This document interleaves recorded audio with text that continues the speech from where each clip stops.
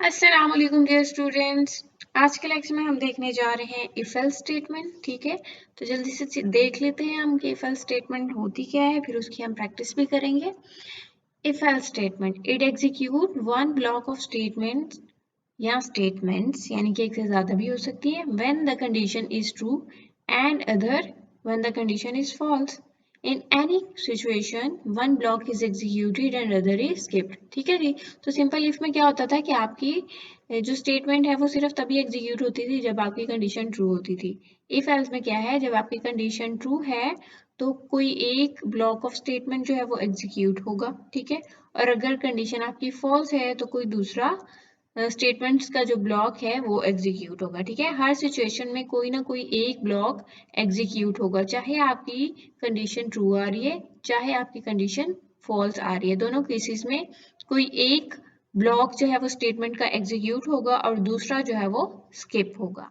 तो अभी हम इसके सिंटैक्स की बात कर लेते हैं। सिंटैक्स बिल्कुल इफ स्टेटमेंट जैसा है। ये देखें, इफ कीवर्ड आया, यहाँ पे कंडीशन लिखेंगे हम जिसको चेक किया जाएगा, और अगर ये कंडीशन ट्रू होगी तो ये जो आपने यहाँ पे जो भी आप स्टेटमेंट लिखेंगे, या स्टेटमेंट्स मल्टीपल स्टेटमेंट भी लिख सकते हैं, वो एग्जीक्यूट होंगी। ठीक है, और अगर आपकी कंडीशन हुई फॉल्स तो एल्स के नीचे जो आप स्टेटमेंट लिखेंगे ना वो एग्जीक्यूट होंगी। ठीक है, अगर आपने एक से ज्यादा स्टेटमेंट लिखनी है तो आप इसको डेलिमिटर्स में लिखेंगे।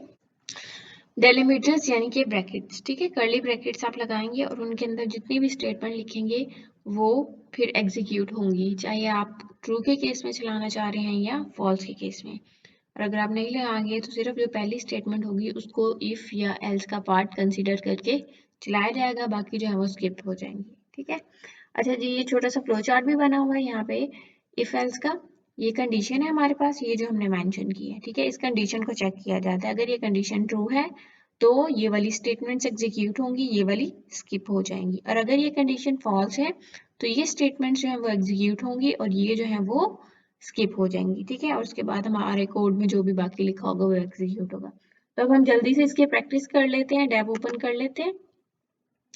लास्ट में हमने इफ स्टेटमेंट के अंदर एक वेरिएबल लेके मार्क्स का उसको हमने चेक किया था। अभी वही वेरिएबल हमने डिक्लेयर किया हुआ है m, जिसके अंदर हमने यूजर से लेने हैं मार्क्स। ठीक है, जब यूजर मार्क्स एंटर करेगा तो हम चेक करेंगे कि वो मार्क्स 40 से ज्यादा हैं या नहीं, और अगर वो ज्यादा होंगे तो हम उसको कह देंगे कि जी कॉन्ग्रेचुलेशंस। ठीक है, ट्रू होने के केस में भी कोई मैसेज डिस्प्ले करवा देंगे, और अगर वो कंडीशन फॉल्स हुई तो उस केस में भी।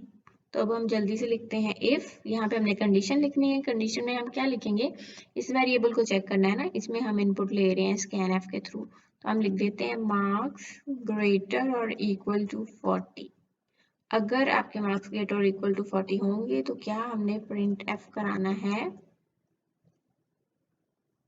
कॉन्ग्रेचुलेशंस।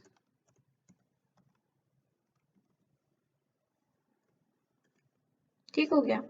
और अगर आपकी कंडीशन फॉल्स हुई तो हम लिखेंगे एल्स। ये देखिए साथ ही ये बोल्ड हो गया क्योंकि ये कीवर्ड है आपके पास। क्या प्रिंट एफ करा देंगे, मैसेज क्या दें फिर हम उसको, कोई उदासी वाला, सॉरी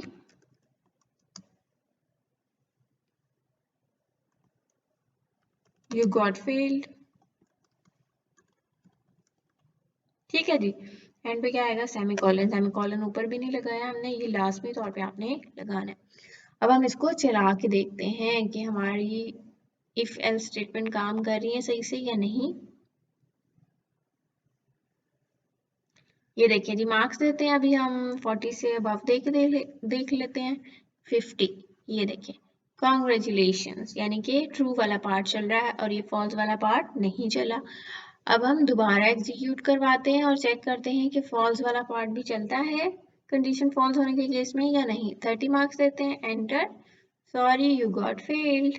ठीक है जी, तो ये हमने देख लिया है कि जब आपकी कंडीशन ट्रू है तो ये वाला पार्ट चल रहा है, जब कंडीशन फॉल्स है तो ये वाला पार्ट चल रहा है। ठीक है, और अगर आपने मल्टीपल स्टेटमेंट लिखनी है तो आपने ये डेलीमीटर्स लगानी है। ठीक है, ये ब्रैकेट लगानी है, इसके अंदर आप जितनी भी स्टेटमेंट्स लिखेंगे ना वो सारी की सारी एग्जीक्यूट होंगी। कब, जब आपकी कंडीशन ट्रू होगी।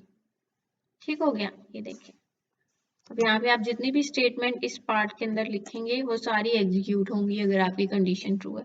अगर आपने सिंगल स्टेटमेंट लिखनी है तो आपको डेलिमिटर्स लगाने की जरूरत नहीं है, आप रिमूव भी कर सकते हैं। ठीक है, जैसे हमने सिंगल स्टेटमेंट लिखी हुई है तो हमें लगाने की जरूरत नहीं है। ठीक है जी, तो थैंक यू सो मच। ये था हमारा आज का लेक्चर। कोई भी प्रॉब्लम है आप कमेंट कर सकते हैं, और अगर समझ में आ गया है तो वीडियो को लाइक करें, और चैनल को सब्सक्राइब नहीं किया पहले तो अब कर लें। ओके जी, अल्लाह हाफिज।